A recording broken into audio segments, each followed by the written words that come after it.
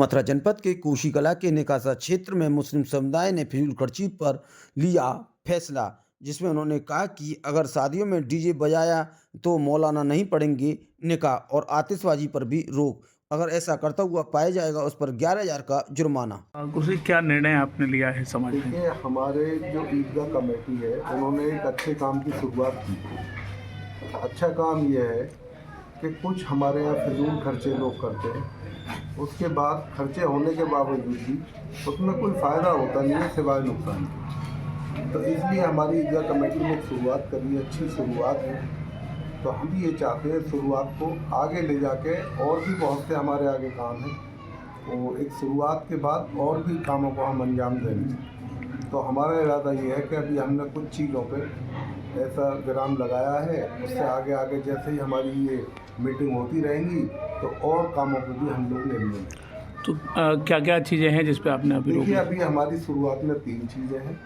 उसमें एक डीजे, ना यहाँ से कोई बारात जाएगी वहाँ बजेगा, और ना वहाँ कहीं से कोई बारात आएगी यहाँ बजेगा। उसके बाद अगर कोई दूसरी चीज़ हमारी एक होती है दूल्हा भाती, उस पर दूल्हे के साथ कुछ लोग जाते हैं, लड़कियाँ उनका इस्तेमाल करती है, उसमें बदतमीजियाँ होती हैं।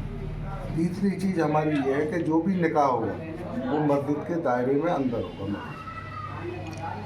तो जो लोग इसका पालन नहीं करेंगे उनके लिए क्या हिदायत आपने जो दी? लोग इसका पालन नहीं करेंगे, पहला तो यह है कि हमारे यहाँ का कोई इमाम उसका निकाह ही नहीं पढ़ाए, और बाहर से भी अगर वो कोई इमाम लाते हैं वो उसको निकाह हम पढ़ाने नहीं देते। दूसरी बात यह है, अगर कोई इसका नहीं मानता है और कोई आदमी हम लोगों की समाज की बात भी नहीं मानता है, क्योंकि ये मीटिंग छोटे स्तर पर नहीं पूरे समाज की मीटिंग है। अगर कोई नहीं मानता है तो उसमें उस आदमी का बहिष्कार किया जाएगा हर तरीके से, और उसमें हम लोगों का जुर्माना भी तय हुआ है अगर वो आदमी नहीं मानता है। क्योंकि पहले सबसे बड़ी बात तो ये है कि जिसका निकाह ही नहीं होगा तो और आगे करना क्या है। तो सबसे बेहतर बात ये है कि उसका निकाह नहीं पढ़ाया जाए। जब निकाह नहीं होगा तो फिर बारात का और उसका दूल्हे का कोई फ़ायदा नहीं है हमें। क्या पद है सर आपका कमेटी? मैं ईदगाह कमेटी में उपाध्यक्ष हूँ। तो क्या निर्णय आपके द्वारा लिए गए हैं? निर्णय ये है सर, हमारी ईदगाह कमेटी काफ़ी टाइम से समाज के लिए, सर्व समाज के लिए भलाई के काम करती आ रही है। तो इससे पहले भी ईदगाह कमेटी ने कई इस तरह के काम किए हैं, लेकिन अभी जो ये काम किया है, वैसे तो समाज के अंदर बहुत सारी कुरीतियाँ हैं। उन कुरीतियों में सबसे बड़ा जो हमें लगा वो लगा कि डीजे पे बारात चढ़ाना। डीजे के बजाने से काफ़ी सारी खुराफातें होती हैं, तो सब समाज को ईदगाह कमेटी ने जोड़ा। और अभी जो भाई बोल रहे थे, भाई मैनुद्दीन जी हैं, भाई आस मोहम्मद हैं, दवा मंत्री जी हैं, हाजी साकिब हैं, इस तरह के जो हमारे ये सरपरस्त हैं, हमारे शहर के जिम्मेदार भी हैं और बहुत ही अच्छी विचारधारा के लोग हैं। हमेशा से हमारी कमेटी को पूरा कोऑपरेट करते आते हैं, इतना कोऑपरेट करते हैं कि किसी भी भलाई के काम में अपने कामों को छोड़ देते हैं, हमारा सपोर्ट करते हैं। तो डीजे के अलावा हमने सब समाज को जोड़ा।